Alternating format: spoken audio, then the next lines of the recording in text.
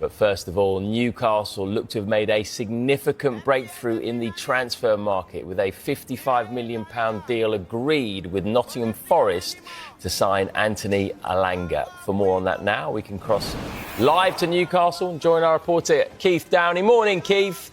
Newcastle have needed a right winger for a while, haven't they? And they've had a few near misses in the transfer market of late. How confident should the fans be that this one's going to happen?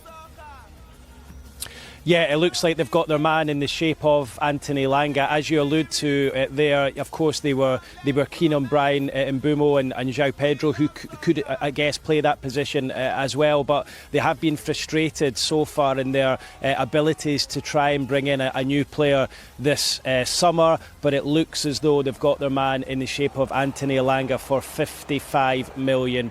We understand he will travel to the northeast later today to begin his medical and put the finishing touches to that transfer. That after Newcastle yesterday agreed that £55 million transfer fee with Nottingham and Forest. And as you rightly say, brings a player to the club who they have wanted, a player who's got friends in the club in the shape of Will Asula and Alexander Isak, and a player who will be able to play that right wing position where there's been a real heavy load on Jacob Murphy over the last couple of seasons. But his goals and his assists last season, the third highest assist maker in the Premier League, is what's attracted Eddie Howe, and Newcastle look to have got their man. So it's moving pretty quickly, this one, but we expect that medical to begin either later on today or early tomorrow as Newcastle look to sign their first player of this summer transfer window.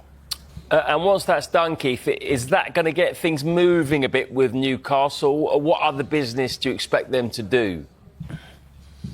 Yeah, look, I don't know if that's going to have a knock-on effect with other arrivals. I think it's fairly common knowledge that Newcastle have been looking to add in a number of positions this summer. They're looking to bring in a striker to compete with Alexander Isak, hence why they were interested in João Pedro. But of course, the Brazilian chose to move to Chelsea instead. So I do expect them to bring in a striker. And obviously, with the news yesterday that Callum Wilson was set to move on and not renew his contract, that increases the need to bring in another striker. So I think a forward will be brought in addition to Anthony Elanga. I don't think there's any knock-on effect from Elanga's imminent arrival. They're also looking to bring in a right-sided central defender. You remember last summer they tried and failed on multiple occasions to sign Mark Guehi from Crystal Palace. They're still interested in him and a number of other central defenders.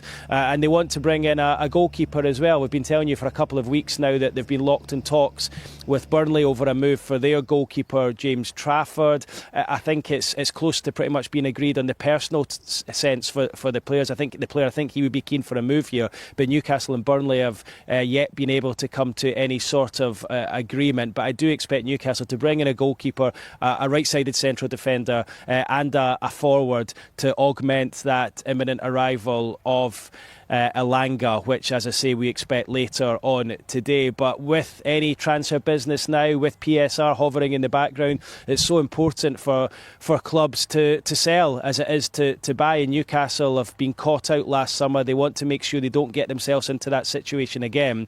And that is why they're close to agreeing a sale of Sean Longstaff, the central midfielder who's been at the club for just under 20 years. He came through the academy.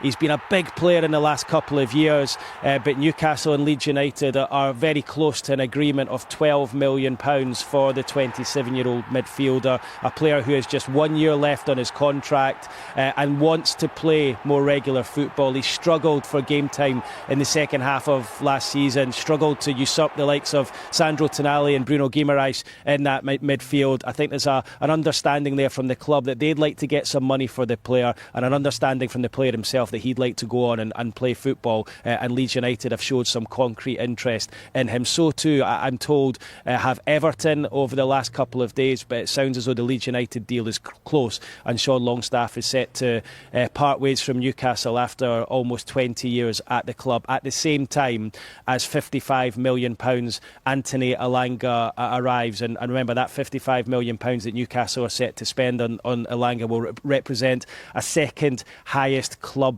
record. Alexander Isak, his compatriot, arrived 2 years ago for £63 million. Elanga, the same fee, £55